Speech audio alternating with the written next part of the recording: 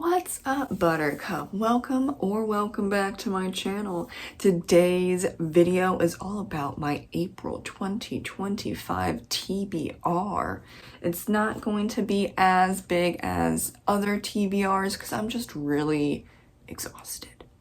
Yeah, a lot of things have been happening back to back with little to no reprieve, so I'm just extremely stressed out, and when I'm at that point, unfortunately, I don't read. Though I think a lot of people are like that. I'm going to bed really early and I'm not sleeping the best, so you know, just doing the best I can as we go along 2025, which has not been great. But I started Queen of Oak by Melanie Karsak a couple days before April arrived, and I'm liking it so far, though I'm getting the vibe of this is written for, I don't even know, a younger audience. It's very simple writing. The history is not 100% there. So we'll see how this goes, but the cover, gorgeous, and I love Boudica. And this is a 3-book series, so this is when she's a teenager about to get married and how all of that works. So interesting concept. There is not a whole lot on Boudica as a kid or even a teenager or a young adult, nothing like that. So a lot of it is made up. That's not the history part I'm talking about. The history part I'm talking about is just going about life during this time period. What they do or don't eat or drink, or what they wear or don't wear, what the houses look like, if they have bathrooms in the house, which they didn't. Like, it's just small stuff like that, I'm just saying. But it does matter to me, so like I said, we'll see how this goes. Another book, very precious, is A Wandering Mind by my friend V. Lozada, and this is her first short story collection. It was $7. I broke my book buying ban for this book, but I wanted to, of course. I met V in 2017 on Wattpad. We were both Wattpad stars, or what you would say, like an elite group of hand-chosen writers that got extra deals and attention and blah blah blah on Wattpad. I left in 2020. She's still on it, but she wants to self-publish all of her books, and this is the first one. So we love to see it, V. Like I said, it's a short story collection, and I'm excited to see the finished product. Now, this book, Early Irish Myths and Sagas, yes. I thought at first maybe it's legends. No, it's fine. I got it the first time. I need to trust myself.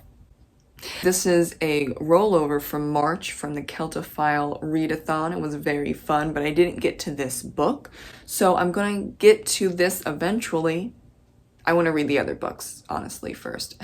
It's okay. We have 2 books by Christopher Triana, and these are for the Messed Up Book Club. The first one, we're supposed to start it on April 1st, but I got distracted. So, Along the River of Flesh. This is the second book in the Gone to See the Riverman series. We read the first book, Gone to See the Riverman, last year, so we're a little late. It's okay. We have a bunch of people reading it for the Messed Up Book Club. And if you want to join, jump right in. This is the second book, like I said, and it's about the same thickness, and we love to see that. So we are all very excited to see how the second book goes, because the first book, it was good. It was. And now the second book of Christopher Triana that we're reading for the Messed Up Book Club in the month of April, if you can catch up with what I just said. They all died screaming. How nice. But that's why we choose messed up books, because the title of the book club is about messed up books. We're trying to read as many messed up books as possible. And the cover kind of tells you what's going on there, but just to expand a little bit, this is a plague novel splatterpunk book, and it's about basically a plague where you can't stop screaming and you can do nothing else. So you basically starve to death. Actually, more, you would probably like die from lack of hydration, or maybe like you're screaming so much and like you fall off a cliff. Like there's endless possibilities for this particular story, and I'm very excited to get to the second half of April. Now, this was a birthday / Christmas gift from my husband. I forget which one it was. Without a doubt, I think maybe it's a memoir, or no, it just goes over the O.J. Simpson trial and everything that happened during that trial, and probably a little bit after the trial. I'm just really excited because I really love this writer, and she was one of the lawyers against O.J. I would like some tea there. Yes, I would. And the final book, very excited. I also broke my book buying ban for this book, Sunrise on the Reaping, because obviously, I will break my book buying ban for Suzanne any day of the week. But really, I think I spent less than $30 on these two books, so we're good to go. It's okay. I maybe paid $20 or $23 for this novel, but I don't actually care. I'll give her all my money because all of the other Hunger Games books is absolute perfection. All of them 5 stars. I recommend them all the time to anyone who will listen to me.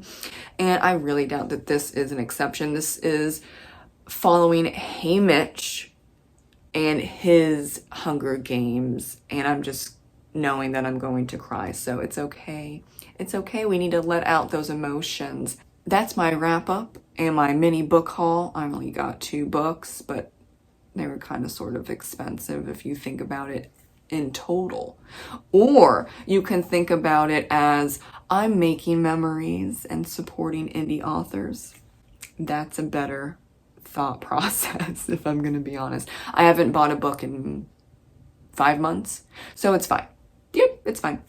And I don't know if I'm going to get to all of these books in April, because like I said, I'm really stressed, I'm really tired, I read slower, and I'm having more screen time, mainly playing The Sims 4. But you know what? You know what, people? Sometimes you just need to see a sim eaten by a cow plant to liven up your day. And that's where I'm at right now. Thank you so much for watching my April 2025 TBR with a little mini itty bitty book haul. And I'll see you in the next video. Bye.